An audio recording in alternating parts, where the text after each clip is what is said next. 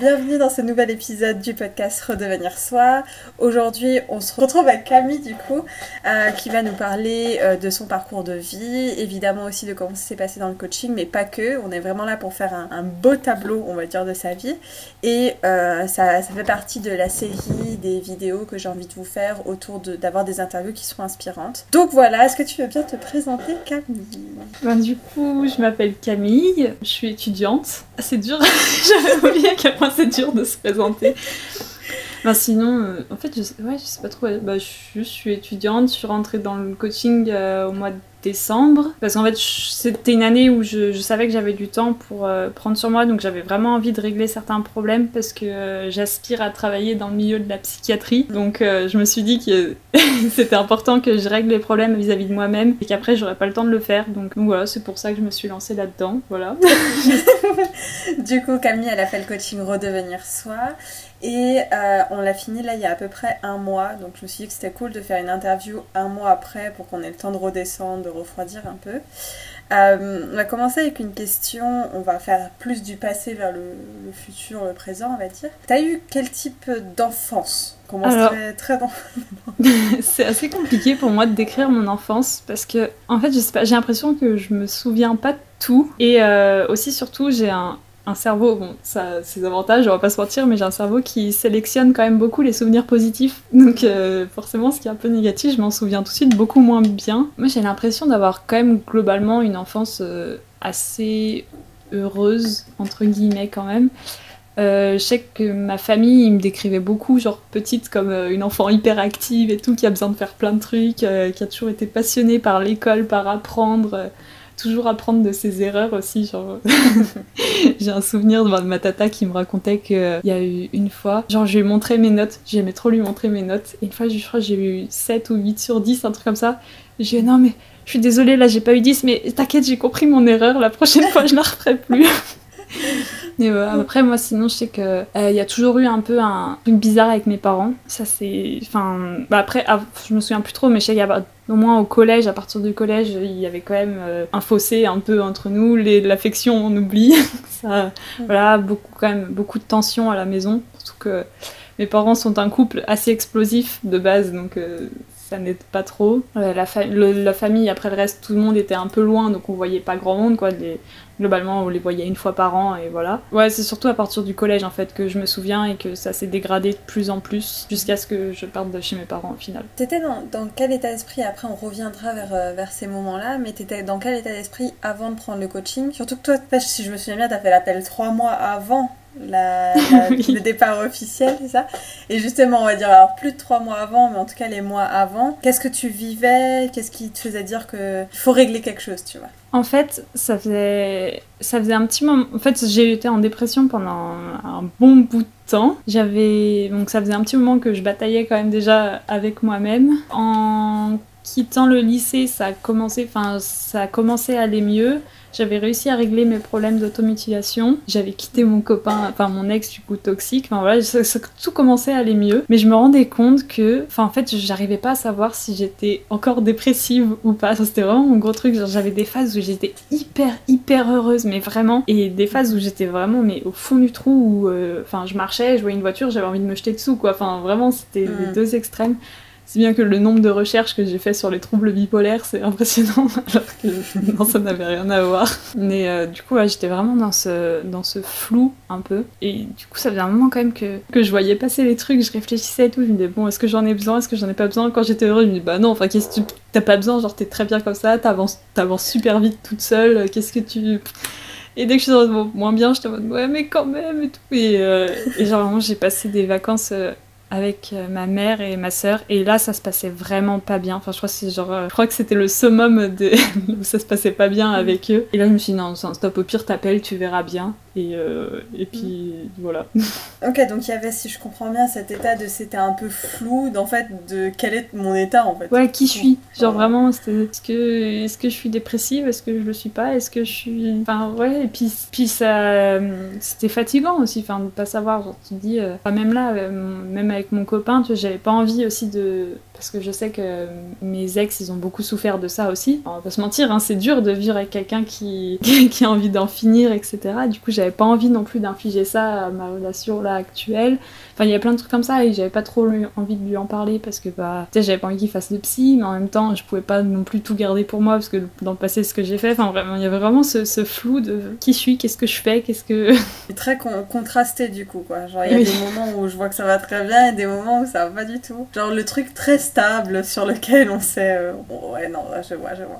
Ok, du coup, ça c'était quelques mois avant que tu prennes ton premier appel. Est-ce que c'était quelque chose qui datait d'hier ou est-ce que tu sentais que c'était quelque chose qui datait depuis un moment, qui s'est installé Je dirais que ça faisait 1-2 ans que je commençais à aller mieux, de mieux en mieux, et enfin pour le coup j'ai vraiment évolué super vite. Mais du coup là ça faisait ça devait faire genre peut-être 1 an que ça commençait à stagner et que je savais plus trop quoi faire. Je sentais que j'avais de plus en plus de phases où j'allais super bien, mais enfin voilà, il y avait quand même ces phases qui étaient assez violentes quoi. Ça faisait à peu près 1 an que j'étais là-dedans. Puis vu que je savais que l'année prochaine j'allais plus avoir de temps pour moi dans mes études, je me suis dit si je règle pas ça maintenant, ça c'est à tous les coups, c'est un moment à ce que ça reparte de plus belle et là je pourrais dire adieu un peu à ma carrière dans la psychiatrie quoi, c'était aussi ça. Donc ça faisait déjà 1 an où tu sentais que ça allait mieux mais tu me parles de stagnation quoi, genre comme aller au niveau d'après où je comprends qui je suis où c'est plus stable, celui-là il était pas forcément accessible tout de suite, c'est ça? Ouais, c'était un peu ça, enfin disons que j'avais avancé super vite avant aussi, forcément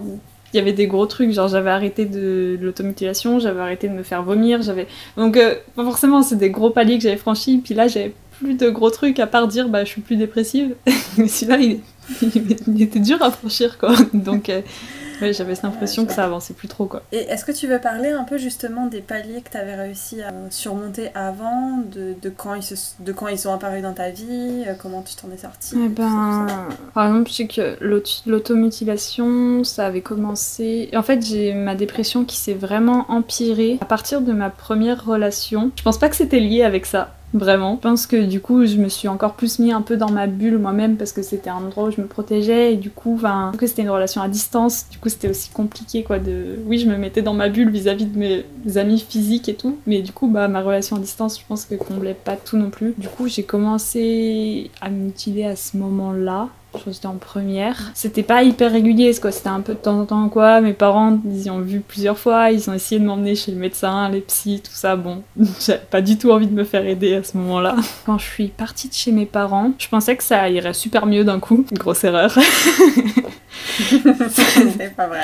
Et au final, en fait, ça s'est vraiment empiré. Je pense qu'il y a eu la pilule aussi que j'ai commencé à prendre qui a vraiment pas aidé. Enfin, pour le coup, les effets secondaires étaient assez violents sur moi. Mais le fait de me retrouver toute seule, ça fait que je pouvais encore plus m'enfermer quand je voulais. Enfin, c'était assez compliqué. En plus, à ce moment-là, j'étais dans une relation où, au début, elle m'a été très bénéfique. Mais après, ça s'est dégradé de plus en plus et on était hyper toxiques l'un envers l'autre. J'ai quand même essayé de m'en sortir à ce moment-là parce que je voyais bien que... Enfin, je faisais plus rien. Je passais mes journées dans mon appart à rien faire. Du coup, à manger tout le temps aussi. Enfin, vraiment, je commençais à pleurer, je me faisais un gros plat de pâtes, mais vraiment, quand je dis un gros plat de pâtes, il y avait bien 2 portions, je pense, voire plus, à 4 heures. Donc vraiment, entre 2 repas. Mais bon, en 1 an, j'ai pris 10 kilos. Bon, il y a avec la pilule aussi, mais bon. Enfin, je voyais bien qu'il y avait plein de trucs, ça allait pas. Du coup, je me souviens plus quand est-ce que j'ai vraiment arrêté l'automutilation. Je me souviens que c'est vraiment fait un peu comme la dépression au final. Genre, j'avais des phases où je le faisais tout le temps. Et des phases où je me disais, bon, allez, t'arrêtes. Pendant 2-3 mois, je faisais rien. Puis après, j'ai eu pendant 1 ou 2 ans, genre, je faisais tous les 2 mois, à peu près comme ça. Et ça restait, ça bougeait pas. Mais tu sais, je m'accrochais quand même. Non, je peux pas le lâcher. Donc voilà, puis du coup, au final, à un moment, genre, j'ai eu vraiment un déclic. Je crois que c'était genre en janvier, je sais plus si c'était cette année ou l'année dernière, mais à un nouvel an, je me suis dit mais j'ai rêvé de ça et je me suis dit mais pourquoi tu fais ça sert à rien, enfin du coup voilà, et du jour au lendemain plus rien. Après au niveau de l'alimentation, j'ai toujours eu un peu, je pense, avec le recul, une relation assez particulière avec la nourriture. Déjà il y avait toujours un peu cette peur de grossir que ma mère projetait sur nous avec ma sœur. Et du coup, à la maison, par exemple, il n'y avait jamais de sucreries, jamais, enfin, dès qu'on en prenait, enfin, c'était un peu, arrête de manger, tu t'as pas assez mangé, c'est bon, arrête. Enfin, il y avait ce truc-là de, si t'as encore faim, tu peux manger ça, des choses qui étaient plus saines, enfin, des choses comme ça. Et en même temps, il y avait ce truc de, non, tu sors pas de table si t'as pas fini ton assiette. Si t'as pas fini ton assiette, ça veut dire que t'as plus faim, donc tu veux pas de dessert, tu l'auras demain au petit-déj, enfin... c'était vraiment le contraste un peu. Donc au final, j'ai commencé, enfin, je sais qu'au collège, je sortais assez souvent, enfin au collège non pas trop, mais au lycée, je sortais assez souvent aller acheter des trucs, des gâteaux. Avant mes entraînements, je faisais que de manger, je me mangeais 1 ou 2 paquets de gâteaux. Mais vu que je faisais beaucoup de sport, en soi, ça se voyait pas et moi je m'en rendais pas forcément compte. Du coup, je sais juste que pendant les vacances, je prenais 2-3 kilos, mais bon. 2-3 kilos quand t'arrêtes le sport, c'est normal. Donc voilà, je m'en rendais pas forcément compte. J'ai eu au lycée une phase où j'ai commencé à plus manger, mais ça a pas duré très longtemps, donc je pense que heureusement, comme ça, je suis pas tombée dans l'anorexie vraiment, mais je mangeais à peine un bout de pain, comme ça, le midi. Le soir, bon, j'avais pas trop le choix quand même, parce qu'il y avait mes parents, donc c'était compliqué, mais assez souvent, par exemple, je rentrais de l'entraînement, je disais, ah ouais, non, là, je suis trop fatiguée, je me suis trop donnée, j'ai envie de vomir, je vais pas manger. Voilà, c'était un peu l'excuse des fois. Jusqu'à ce que je commence à avoir la tête qui tourne des fois à l'entraînement, où là je me suis dit bon, tu vas peut-être recommencer à manger. Après j'ai alterné avec des phases où du coup je mangeais beaucoup, j'ai commencé des fois à me faire vomir, mais pareil, j'avais pas trop envie de tomber dedans non plus, donc je contrôlais pour pas que ça se fasse trop souvent, mais un peu quand même, enfin c'était assez bizarre. Mais il y avait toujours ce truc au fond de, dès qu'il y a quelque chose, je mangeais quoi. Je mangeais. Ça a toujours été plus ou moins là, on va dire. Surtout qu'on est aussi dans une famille de bons mangeurs où on valorise bien ça, donc voilà. Et il y a les émotions qui arrivent et qu'on a envie de manger et tout. Ouais. Ou de contrôler, parce qu'il y a souvent le truc du contrôle aussi. Il y a ça, et puis le fait que toute l'enfance aussi, on pouvait pas manger comme on voulait, c'était vraiment à des moments précis et tout. Enfin voilà, interdit de manger dans les chambres, interdit de... Des fois, je sais qu'on achetait des trucs en douce avec ma sœur et on se retrouvait avec des bonbons à les planquer dans les placards. S'ils avaient le malheur de tomber dessus, là ça partait mal. Enfin, c'est des petits trucs comme ça où du coup ça te met aussi des trucs de restriction un peu, donc forcément ça aide pas. Ah, c'est sûr. Ça fait partie de comment aussi ton identité elle a grandi autour de la nourriture. Ouais, c'est ça. C'est pas rien. Donc ça a été les 2 gros changements, en tout cas piliers, où t'avais déjà avancé avant de voir ce flou et est-ce que je suis sortie de la dépression ou pas. Alors, la nourriture, j'avais pas beaucoup avancé. Enfin, j'avais réglé un peu les tout petits trucs, mais c'était plus, je commençais à prendre conscience que bon, c'était pas top. Voilà, mais j'avais pas forcément plus avancé que ça. Donc c'est surtout t'es passé dans la partie consciente quoi du problème. C'est déjà pas mal. Oui. Hein, c'est déjà le premier truc. Hein, parce que quand on n'est pas conscient du problème, c'est dur de le régler. D'ailleurs, je me demande, mais pourquoi du coup t'as tourné vers un coaching? Pourquoi ne pas avoir continué seule? Pourquoi ne pas avoir... Parce que justement, tu étais dans la prise de conscience, c'est quand même une femme d'action, de genre j'y vais, je suis assez exigeante, je pousse et tout. Pourquoi justement en fait, de l'aide en fait? Au lycée, comme j'avais dit, ma mère elle avait essayé déjà de m'emmener vers le médecin. Clairement, je lui ai quasiment rien parlé. Je lui ai juste parlé à ce moment-là de mes crises d'angoisse parce que ça commençait à devenir... disons que je commençais à en faire souvent et je me disais, si je commence à trop en faire, il faudra que je le dise à mes parents. donc j'en ai parlé pour ça. Mais je lui ai rien parlé d'autre. Il m'a emmené voir une psy, j'y suis allée 2 fois. Et après, il y avait l'excuse de « Ah mais non, là, ça va bientôt être la rentrée, je connais pas mon emploi du temps, je vous recontacterai. » Je suis jamais retournée. Du coup, voilà. Après, quand j'ai commencé à avancer toute seule, après, j'ai stagné. Et en fait, avant le coaching, j'ai essayé d'aller voir... à la fac, il y avait des séances, il y avait la psyché gratuite en fait pour les étudiants. Du coup, j'ai essayé d'y aller un petit moment. Au début, ça m'a été un peu bénéfique. Je pense que j'avais besoin aussi de parler à quelqu'un qui fait pour ça en fait, sans culpabiliser de mince, ça va être dur à entendre pour cette personne. Donc je pense qu'au début, ça a été un peu bénéfique. Après, disons que je trouvais qu'elle allait pas assez en profondeur pour moi. Je pense qu'elle était beaucoup tournée sur l'écoute et moi j'avais besoin de trucs concrets quoi. Par exemple pour la nourriture, j'avais essayé de lui en parler. Elle m'a dit est-ce que vous voulez que je prenne rendez-vous avec la diététicienne? Non, j'ai pas besoin de ça, je sais ce qu'il faut faire. Bon, c'est pas ça le problème. Quand j'ai commencé à essayer de lui parler à un moment de violence, parce qu'à ce moment-là j'avais eu des flashbacks de violences sexuelles qui étaient remontées et j'avais du mal à vivre un peu avec ça, donc j'avais essayé de lui en parler et tout de suite on a passé l'heure à chercher des numéros un peu sur internet pour trouver des spécialistes vraiment là-dedans quoi. Là, je me dis qu'il y a plein de gens pour qui juste l'écoute comme ça c'est hyper bénéfique, mais moi là c'est pas ce que je cherchais à ce moment-là quoi, donc j'ai dit moi j'ai besoin de trucs à appliquer vraiment quoi, parce que concrètement parler c'est bien mais c'est pas ça qui me fait avancer quoi. Je parle des trucs que je sais déjà quoi. Mais je me dis que ça matche plutôt bien aussi avec ton caractère quand même. Je vois pas genre Camille qui se voit stagner et qui se dit bon si je continuais à stagner je me sens bien. C'est vrai que je suis assez impatiente vis-à-vis de moi-même en tout cas.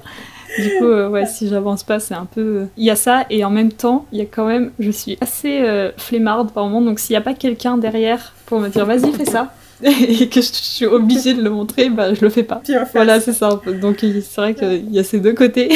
Je pense que tu vois de quoi je parle dans le coaching, mais c'est assez normal d'avoir les valeurs et l'opposé des valeurs qui se rééquilibrent, donc c'est normal. Moi je me demande, enfin j'ai l'impression qu'on fait le tableau comme si c'était un peu la misère avant que tu arrives dans le coaching. Alors je sais que tu avais déjà un peu avancé sur des trucs. Moi j'ai bien envie de savoir comment ces violences qui revenaient en flashback, ces fluctuations émotionnelles, ces piliers que tu avais déjà passés, comment ça se traduisait dans ta vie concrète de tous les jours? Qu'est-ce que ça t'empêchait de faire ou quelles étaient les pensées que t'avais? C'était quoi?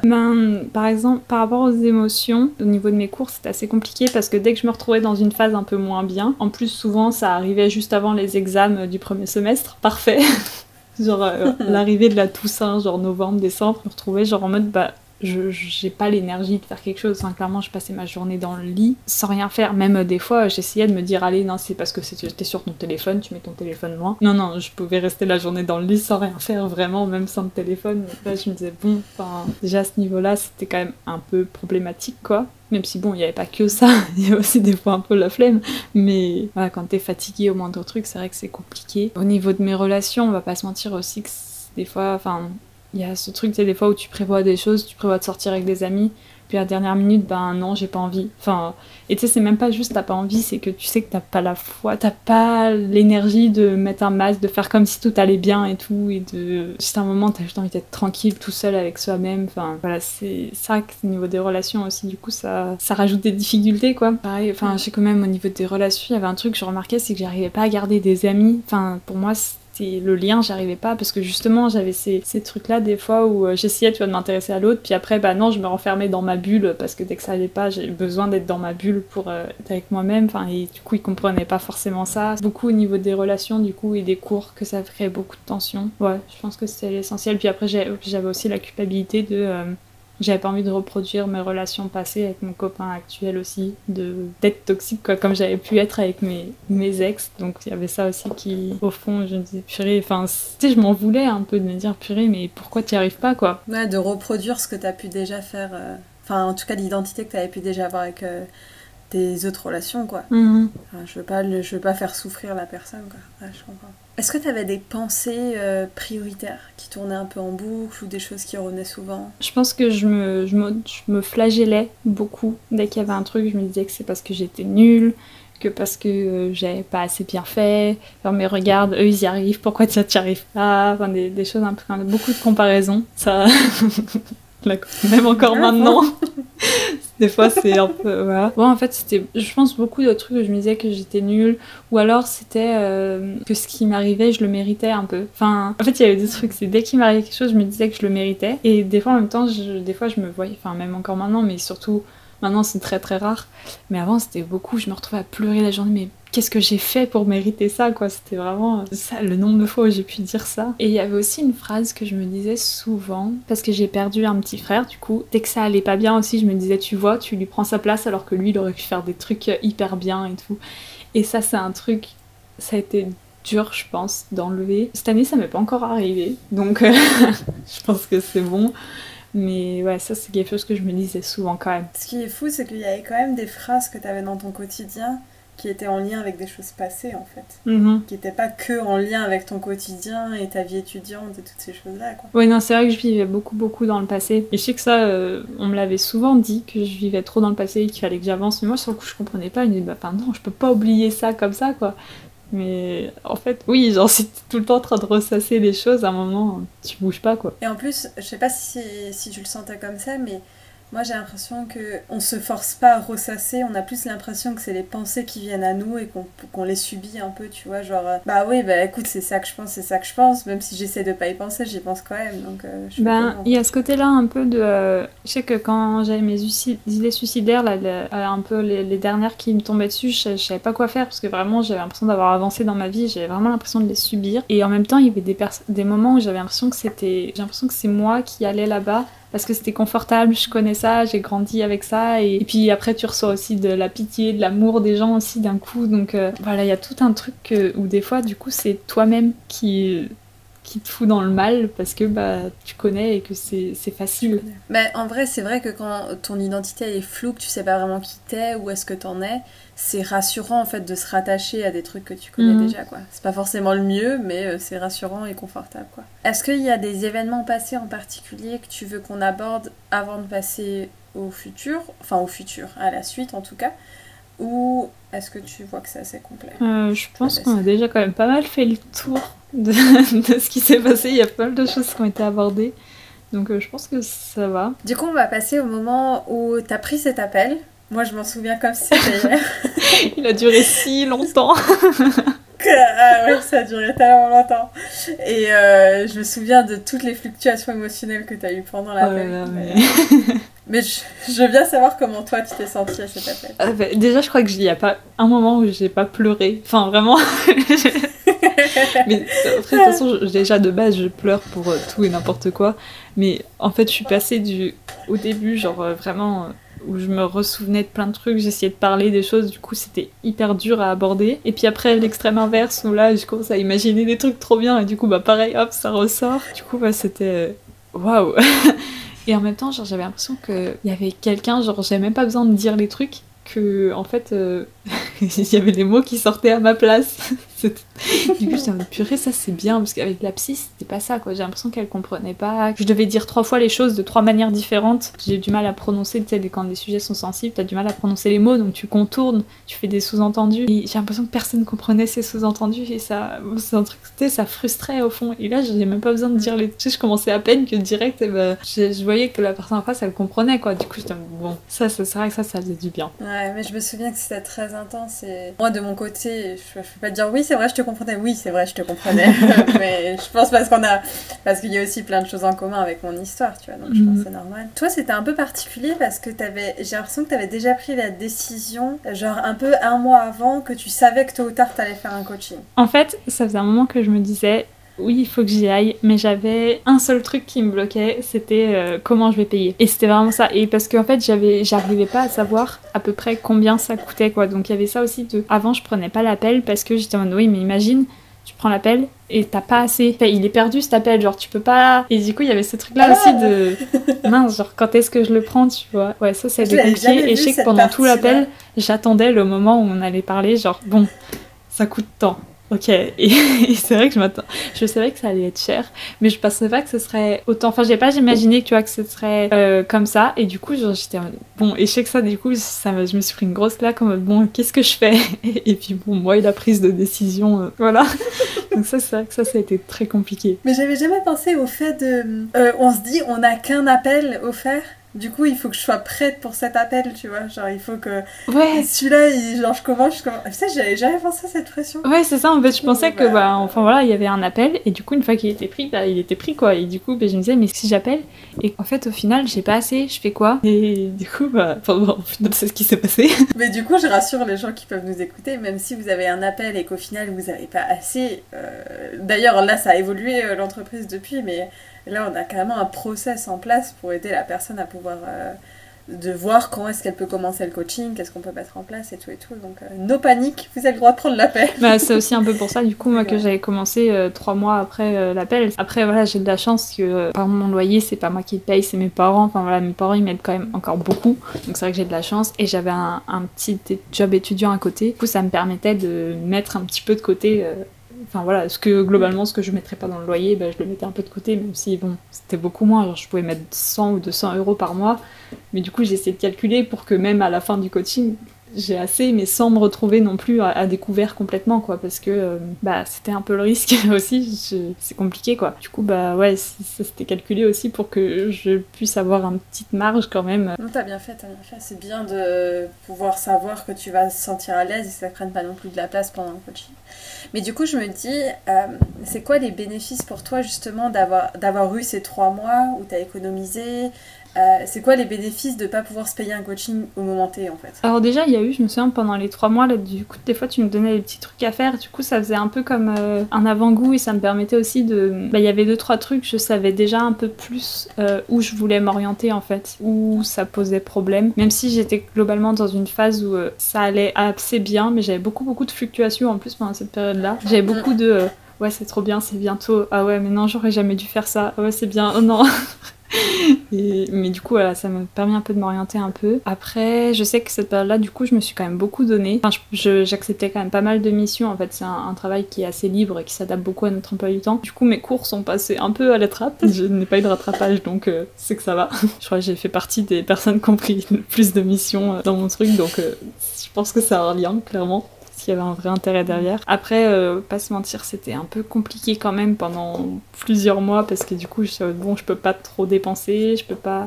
Pour les cadeaux, mon Dieu, ça c'était à Noël ou tout ça, bon. Oui, parce que t'as commencé en décembre. Ah ouais, et puis après, il y a les anniversaires en mars. Voilà, c'est un peu... Ouais, non, c'était assez compliqué. Je contrôlais quand même assez souvent au niveau de l'argent, alors que moi d'habitude je dépense un peu sans compter, enfin je mets un peu de côté, mais ouais, c'était quand même assez compliqué, mais en même temps du coup je pense qu'aussi je me suis un peu plus donnée aussi après, je pense, parce qu'il y avait ce truc de putain, genre tu te retrouves complètement à sec, mais vraiment, enfin là j'ai quasiment plus d'économie. Il va falloir que je remette ça cet été. Et du coup, enfin, tu peux pas te permettre que ça fasse rien, quoi. Enfin, faut qu'il y ait au moins un petit truc. Mais ça se ressent d'ailleurs. Hein. Toutes les personnes qui ont fait genre ce pré-coaching là, avant le coaching, avant de commencer, c'est les personnes qui ont fait quasi les meilleurs résultats en fait de toutes les coachings que j'ai eues. Bah en fait, ça permet vraiment de réfléchir un peu avant sur soi-même et tout, je trouve, enfin, de commencer à vraiment avoir une grande phase d'observation. Et du coup, bah c'est du temps de gagner en fait. Après, je pense. Et je sais que quand t'es arrivée, quand c'est au téléphone, j'étais à Malte d'ailleurs, t'étais en mode ah mais si je me suis dit que je pouvais le faire en 3 mois, je peux le faire en 4 mois, j'y vais à fond et tout. Et les exos, ils étaient à fond, enfin. Alors que clairement, enfin, moi j'ai l'impression que c'est quand même un coaching intense, tu vois. Et rester 4 mois tout le temps à fond, enfin on est humain, c'est normal que des fois on a envie de souffler un petit peu.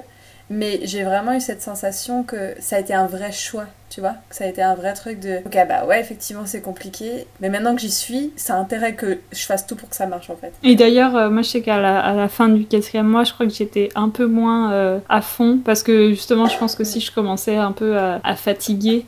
aussi, enfin, que j'avais besoin. Et d'ailleurs, quand ça s'est fini, je crois que j'ai presque plus rien fait au niveau développement perso. Genre, je crois que j'ai genre en mode un peu overdose. Genre, c'est bon, maintenant, juste je profite, c'est tout, j'arrête de réfléchir. Non, mais c'est bien. Mais du coup, ouais, je pense que clairement, je pense que j'aurais pas pu faire plus longtemps à ce rythme-là. Je pense que c'est assez humain d'avoir un moment où tu veux descendre. Et vu que tu veux souffler genre vers la fin de ton coaching, c'est les moments où tu testes justement ce que tu n'as plus vraiment besoin de faire au quotidien, ce que tu as déjà acquis. Enfin, c'est presque du bonus, tu vois, donc c'est vraiment cool. Moi, j'ai bien envie de savoir comment se sont passées les premières semaines. Quelle a été en fait ta première surprise ou ta première difficulté, ton premier challenge, c'était quoi? Alors, je me souviens très bien du premier coaching. Alors, qui est Sarah? Et après, qui tu es? Alors, pour décrire les autres, c'est pas de souci. Mais alors moi, j'ai passé un petit moment pour au final écrire, je crois, 4 pauvres lignes comme ça. Bon, déjà de base, j'aime pas écrire des pavés. Mais alors là, j'ai passé je sais pas combien de temps pour ça. Ok. Ça m'a quand même pas mal marqué. Et même encore maintenant, voilà, j'ai du mal à... Enfin, disons qu'au fond, maintenant, je sais un peu plus, disons, qui je suis au niveau de mon caractère, au niveau de ce à quoi j'aspire, etc. Enfin, ce que j'aime. Mais bon, enfin... Tu sais, c'est pas des choses que tu balances comme ça. Du coup, pour me présenter, c'est vrai que c'est compliqué. Mais à ce moment-là, même ça, je le savais pas, quoi. Donc, ça, c'était compliqué. Et après, c'est un peu en lien. C'était un peu après au niveau des valeurs. Oh là là, ça aussi, qu'est-ce que j'ai eu du mal. Globalement, il y a 2-3 trucs, genre, je le savais, je sais que par exemple, l'amour, pour moi, c'est hyper important. Enfin, de manière générale, hein, genre, aimer ce que je fais, aimer la vie, aimer les autres, aimer moi, enfin, c'est vraiment quelque chose, la bienveillance, tout ça, pour moi, c'est tout en lien et c'est hyper important, ça, je le savais. Il y a plein de trucs, ah, oui, ok, oui, c'est vrai qu'en fait... Oui, c'est vrai que c'est important. Et quand il a fallu faire la liste de valeurs, ça, je me souviens que aussi, j'avais passé 3 heures, je crois, la première fois à faire une première liste. Et les jours d'après, j'arrivais pas, c'est bizarre. Et après, j'ai repassé 3 heures de plus, je crois, à la refaire. Ah ouais, là, c'est bien. Mais au final, j'ai passé tellement de temps. Ah ouais, mais c'est dur ces exos. Ah ouais. Est-ce que t'as eu d'autres gros challenge vers la suite du coaching, ou tu dirais que c'est juste là les premiers, un truc marquant, je sais pas? Bah en fait après j'ai moi-même axé le coaching beaucoup au niveau de l'alimentation, c'était vraiment, mais depuis le début en fait en réalisant les trucs, après je me suis rendu compte qu'en fait depuis le début c'était plus ou moins là un peu partout. Bah forcément ça, il y a eu des moments où c'était assez compliqué. Globalement c'est quand il fallait passer à l'action, on va pas se mentir, et même encore maintenant j'ai encore du mal. Mais ouais, enfin, quand il faut passer à l'action, mais pour moi, ça, il n'y a pas de souci, j'arrive encore à me challenger. Mais dès que ça implique quelqu'un d'autre dans le truc, là, c'est compliqué. Et là, je sens, il y a des fois où il y a des trucs que j'ai pas fait. Enfin, tu sais, dans ma tête, c'est bon, faut que tu y ailles. Non, allez, faut que tu y ailles. Non. Et comme ça pendant 3 jours, parce que j'avais 3 jours pour faire le truc ou je sais plus, et que bah, au final, t'arrives à la fin, merde, je l'ai pas fait. Parce que c'est compliqué. Et ça touche aussi la fin du coaching en général, les relations aux autres, quoi. L'extérieur, maintenant, ok, c'est bon, l'intérieur, il va mieux. Maintenant, l'extérieur, on attaque. Ouais, c'est ça. Ok, d'accord. Ouais, et tu dirais, ta plus belle victoire, ce serait quoi, du coup? Ben déjà, genre, il y a eu un moment où je me suis un peu réveillée, tiens, j'ai pas eu d'idée suicidaire cette année. Tu sais, genre, comme si je me suis dit ça comme ça, genre, ça pourrait être n'importe quel sujet, genre, sujet hyper fun, genre un peu, tiens, c'est marrant. Mais du coup, ouais, non, ça m'a fait un peu drôle de me dire ça, de me dire, purée, ouais, c'est la première fois que ça arrive, quoi. Qu'en une année, enfin, c'était pas vraiment en une année, mais genre dans la période là de novembre, mars, avril, bah qu'il n'y en ait pas eu. Et après, bah sinon, ça reste quand même beaucoup sur l'alimentation, ça on va pas se mentir. Clairement, enfin là, je mange le matin à 9h. Puis après, je remange pas jusqu'à midi, 13h. Pour moi, c'était impensable. Enfin, le matin encore, ça allait, mais l'après-midi, de pas manger, par exemple, entre midi et 4-5 heures, mais c'était impossible. Je tenais pas, même pas 1 heure sans manger, sans penser, du moins, à la nourriture, même. Et même quand je m'ennuie, en fait. C'est sur ça, genre, des fois, enfin, là, mes révisions sont pas non plus hyper intenses. Et même quand je fais rien, bah, au final, des fois, je m'ennuie un peu. C'est pas manger qui me vient en tête, en fait. Donc bon, non, ça, j'avoue que ça... je suis encore en train de travailler aussi là-dessus, parce que là, du coup, je suis plus en train de encore d'écouter mon corps, etc. Ça, c'est pas tout le temps hyper facile, mais c'est vraiment pendant les repas, quoi. C'est plus en dehors, donc ça, ouais, non, ça, c'est un grand changement, quand même. Waouh, bravo. Oui. Trop bien. Moi, si je devais dire une victoire, je dirais... Alors, j'en ai plusieurs en tête, mais je dirais que ça a été vraiment agréable d'aller aussi en profondeur dans tes émotions, dans la recherche de tes émotions, parce que tu te rendais pas compte que t'avais déjà une bonne base, mais ça c'était genre, ah bon, je sais faire des trucs comme ça, genre, ah bon, je sais écouter mes émotions, d'accord. Et qu'on ait pu voir les priorités, tu vois, les trucs comme ça, je trouvais ça vraiment cool. C'est vrai que les émotions, en fait, bah, vu que ça faisait un petit moment que je commençais à sortir de la dépression, enfin ça faisait quand même 3 ans, je pense que j'avais pris conscience que ça allait pas et que j'essayais de savoir où ça allait pas, d'où ça venait, de pourquoi je me sens comme ça, pourquoi là j'ai peur de ça, enfin de quoi j'ai peur aussi, enfin ça faisait un moment en fait qu'au final je m'observais un peu sans trop le savoir. Je sais que j'ai beaucoup écrit aussi, genre là j'ai des textes d'1, 2, 3, 4 pages comme ça, dès que ça allait pas j'écrivais et du coup bah je pense que j'avais pris un peu ce truc là de bon, comment je me sens, quoi. Mais sans aller plus loin. Observer aussi. Il y a observer, comprendre et agir. Mais t'avais bien l'observation, on va dire. Voilà, la compréhension, ça commençait un petit peu des fois, mais voilà, ça s'arrêtait. On est d'accord. Et je me souviens aussi du coaching émotionnel, où on est allé un peu dans le passé. Ouais. On a pu libérer certains trucs. Ouais. Bah, en plus, de base, je suis hyper réactive à l'émotion. Enfin, c'est vraiment un truc... Là, on a regardé un Disney il y a pas longtemps avec mon copain et j'ai pleuré dès qu'il y avait une petite musique émouvante, genre même la scène, je pouvais ne pas regarder la télé, juste la musique, genre j'avais les larmes qui montaient, donc forcément ce genre de truc, je suis assez réceptive. Je me souviens, après, je crois que j'ai dormi pendant 1 heure, bien, ouais, un truc comme ça, je me suis posée et pouf, j'étais tellement fatiguée. En même temps, les coachings libération émotionnelle, ils sont épuisants, ouais, c'est pas le truc où après tu vas faire du basket, tu vois.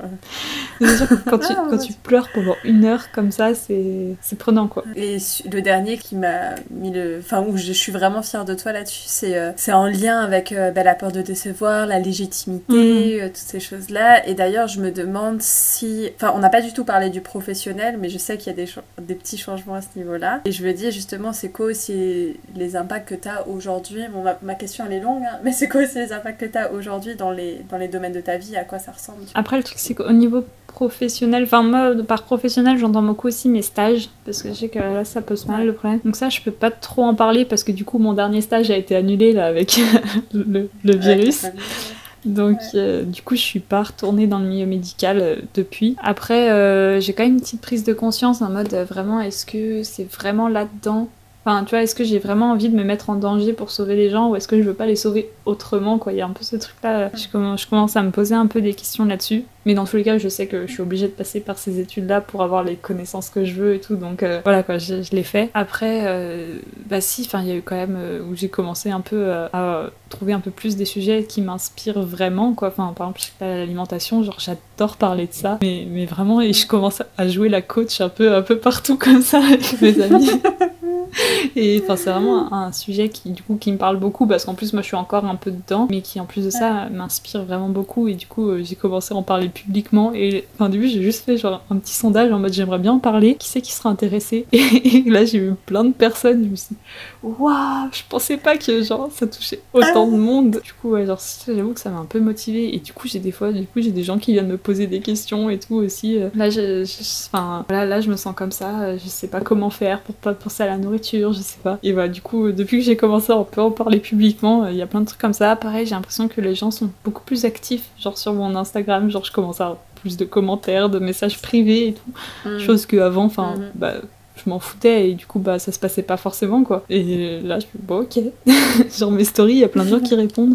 Alors qu'avant, enfin, non, peut-être tu vois une story, tu la passes, quoi, normal. Enfin, il y a plein de gens qui font ça. Du coup, je commence à suivre pas mal de comptes. Enfin, je découvre des comptes qui parlent de ça aussi. Enfin, je découvre tout un univers et genre ça, j'avoue que ça a quand même pas mal changé. Et je pense que c'est en lien avec aussi la peur de décevoir et tout. Après, le reste, c'est vrai que ça change pas énormément parce que mon job étudiant, je travaille depuis chez moi sur mon ordi, juste sur des traitements de texte, quoi. Donc, c'est pas... Oui, c'est pas hyper challengeant comme travail, on va pas se mentir, clairement.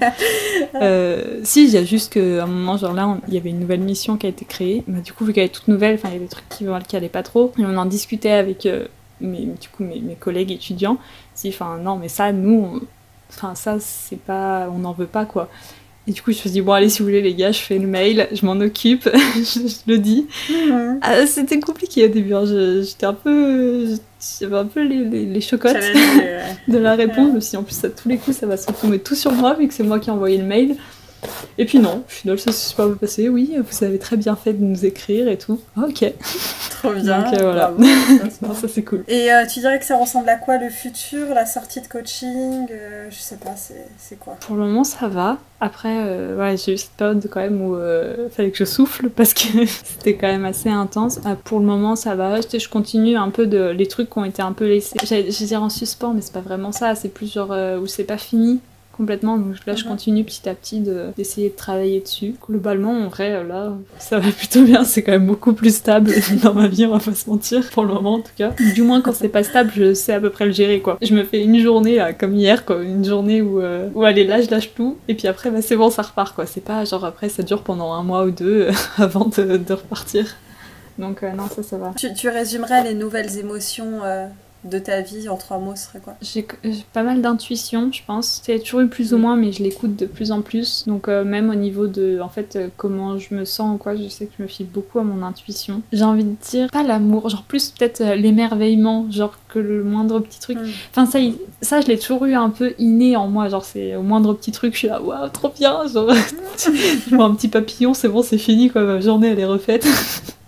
Mais je pense que ça l'est quand même beaucoup plus parce que au moins de trucs, genre c'est bon, il y a une musique bien qui passe, ça y est, je suis repartie, la pump it up et tout.